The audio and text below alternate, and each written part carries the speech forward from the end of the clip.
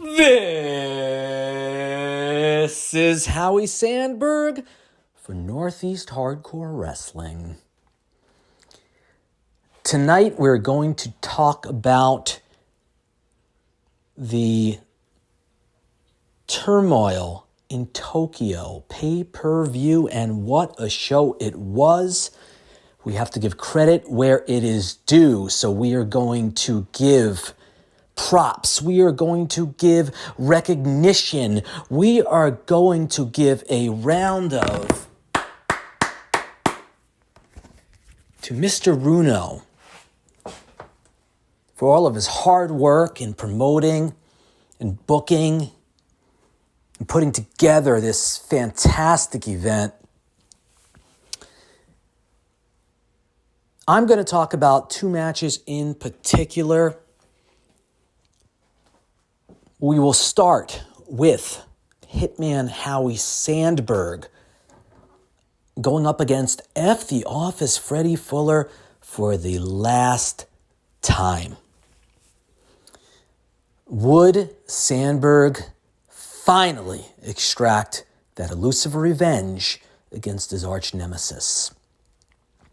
In my humble opinion,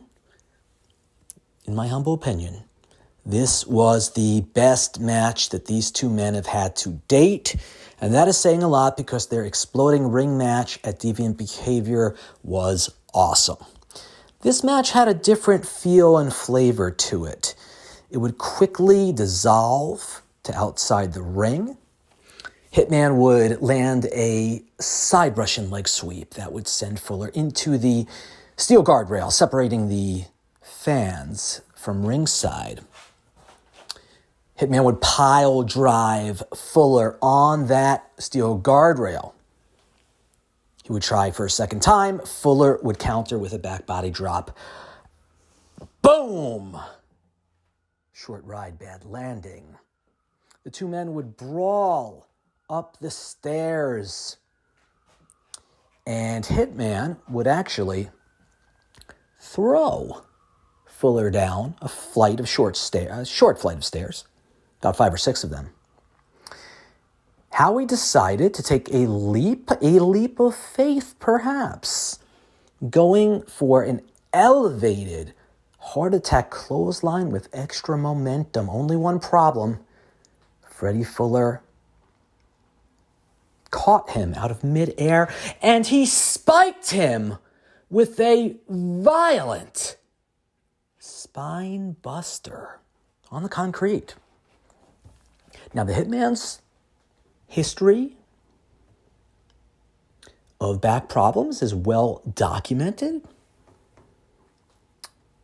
He had spinal surgery. He had a herniated disc fused in his back, which actually saved his career. This would filter back into the ring. Freddie Fuller is known as a brawler, but we have to say Fuller was quite the tactician in this match. Realizing his opponent had a vulnerable spot, not just any spot, not just your dog spot, not just your liver spot, but a vulnerable spot. He would hone in on that back. Going up to the top rope, he would hit the coup de grace double stomp to Howie's back. He would go on to apply the painful Texas cloverleaf. That cannot feel good. Sandberg would briefly take control with the dragon suplex, amongst other moves. Fuller would gain it back. Let's fast forward just a little bit. Hitman makes his comeback. Pointed elbow drop off the top rope, a series of rolling German suplexes, inverted atomic drop, and on top of that, during the course of the comeback, Fuller was reeling, dazed, confused perhaps, but still had his wits about him enough to be the defiant Mac Attack at the office that he is. He flipped Sandberg the double bird once again. Talk about the ultimate show of disrespect. Sandberg smirked. He grabbed Fuller by both middle fingers and he broke them in half. That's right, ladies and gentlemen.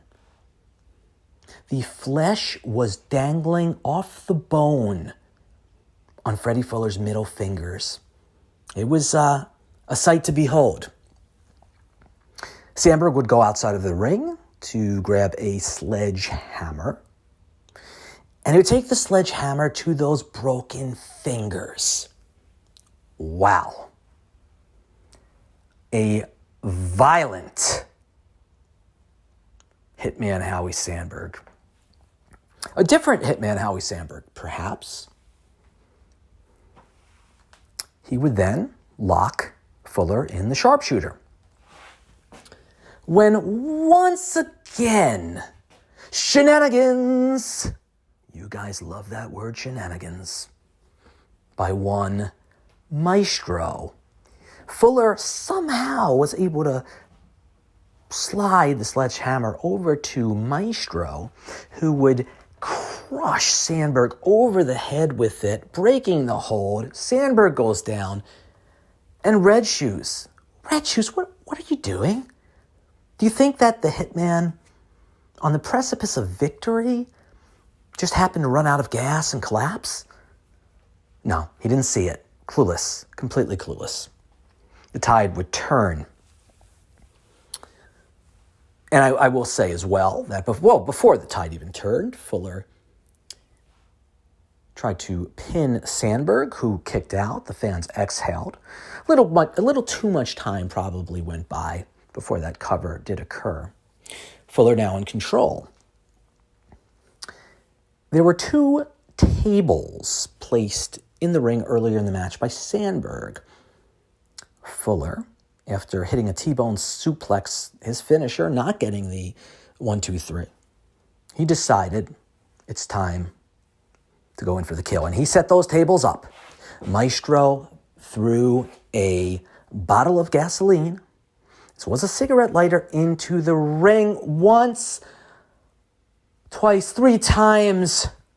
Freddie Fuller, the arsonist. But sooner or later, if you play with fire, you are going to get burned. He stacked the tables like a bunch of lawn chairs. And he lit them up. Took Sandberg to the top rope, looking for a top rope T-bone suplex. He went for it.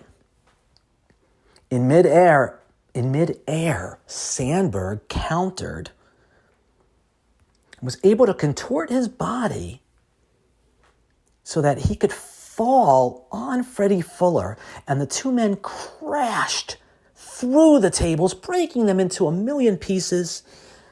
The counter was reminiscent of Bret Hart, Razor Ramon, King of the Ring, I believe 1992. So, Hitman draped an arm over Fuller. This surely has to do it, right? 1, 2, no! Unbelievable. The Japanese wrestling fans cannot believe it. Sandberg gets to his feet, puts on the sharpshooter, wrenches it in, cinches it in tight. We should mention as well, during Hitman's comeback, he did hit a flying bulldog, which busted Fuller open. Was it the hard way? Was there some juice? We don't know, but he was bleeding profusely, bleeding like a Chinese roasted pig. So at this point, his face is a crimson mask in the sharpshooter. And this image of the two men having been burned simultaneously while Fuller is bleeding like said pig, locked in a sharpshooter, Maestro unable to do anything because it's in the middle of the ring.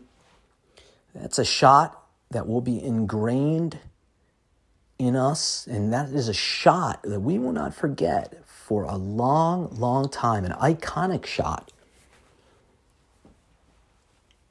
Fuller, being the stubborn son of a bitch that he is, he didn't give up, but he did pass out.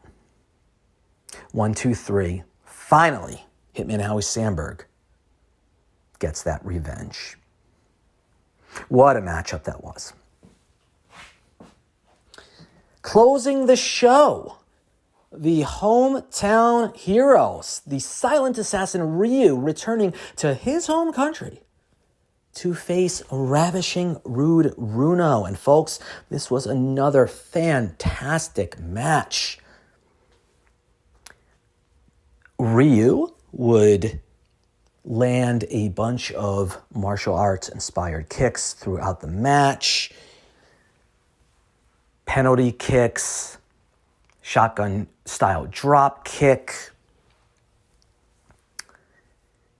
as well as lay-in palm thrusts, flashing elbow, handspring back elbow. Runo would assume control for a good portion of this match.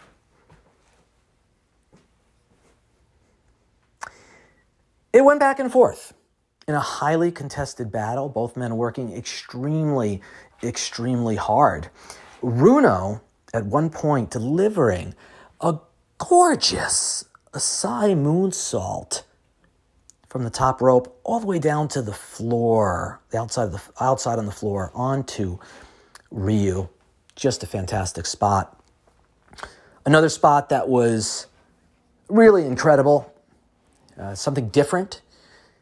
Runo was going for a power bomb. He was trying to power bomb Ryu through a table. Instead, Ryu counters with a Hurricane Rana, and it's Runo eating the table.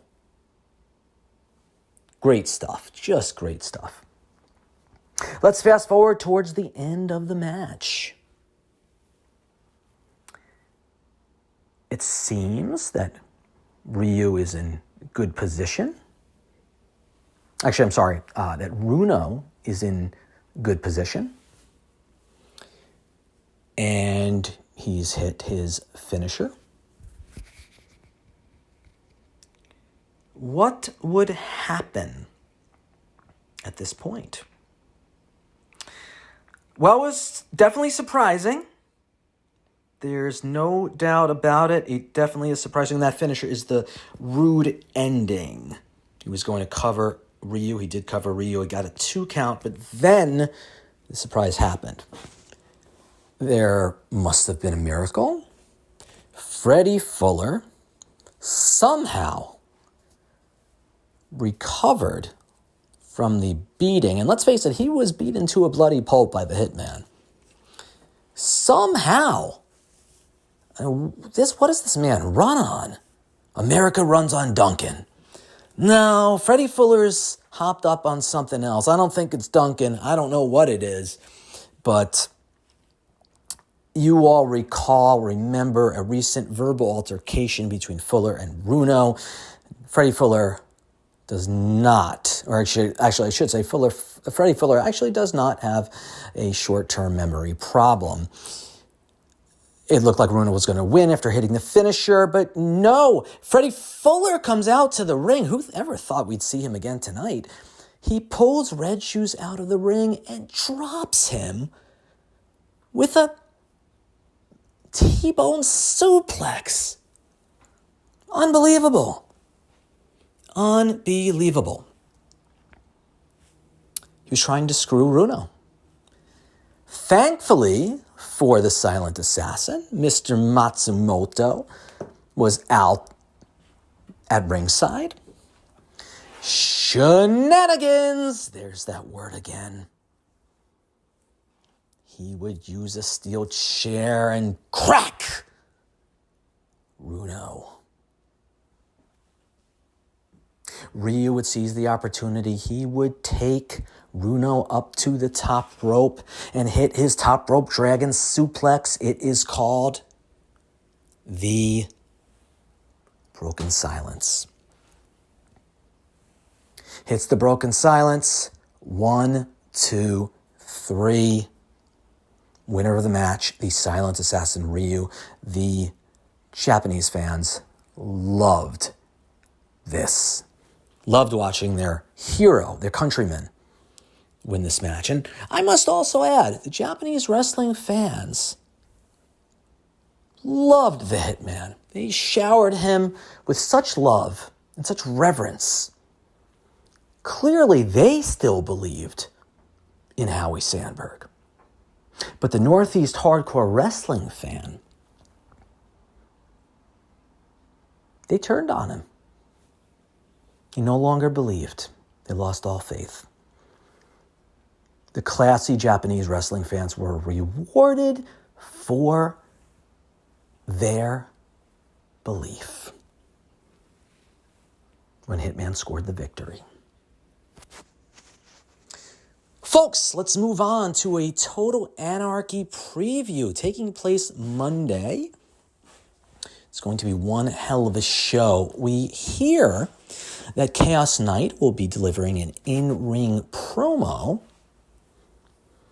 to talk about, maybe even call out Lightning Mountain for the errant shovel shot at Deviant Behavior that left Chaos Knight and rendered him unconscious after the match against Double H, his victory against Double H.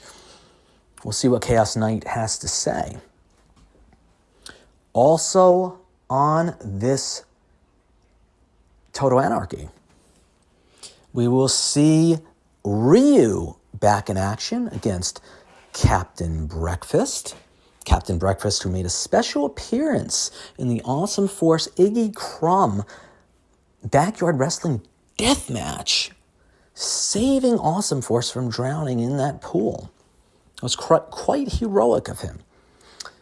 He will face Ryu in what might be will definitely be the biggest challenge in the Captain's young career.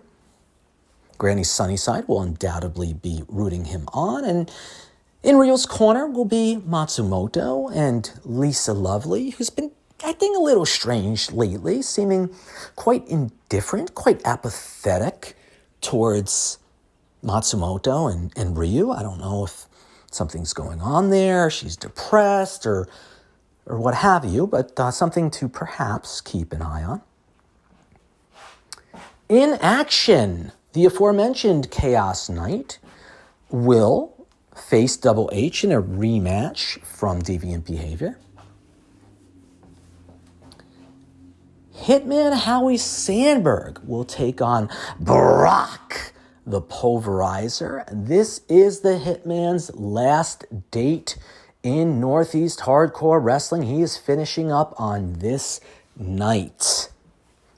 It will be interesting to see what kind of ovation he gets with his departure looming. It should be quite interesting. In other action, Manu will go one-on-one with Chaos Knight Jr. And this is a mismatch, certainly from a strength and size perspective. Manu is just a much bigger and stronger man, and Chaos Knight Jr., Double H has said he looks like a string bean and that he needs to hit the gym and lift some weights. Strong words, but it is a physical mismatch. However, don't count Chaos Knight Jr. out. He is quite the athlete. Just some of the matches that you will see on Monday night. We understand that Johnny Legend and Freddie Fuller will also be in the building. We will see if they make appearances on this night. So there you go, folks. That is your Turmoil in Tokyo recap. Well, partial recap at least. And looking ahead to Total Anarchy. For Hitman Howie Sandberg. For Northeast Hardcore Wrestling, this has been Hitman Howie Sandberg. I will see you next for a post-Total Anarchy recap show. This is Howie Sandberg signing off, saying we'll see you on the proverbial flip side.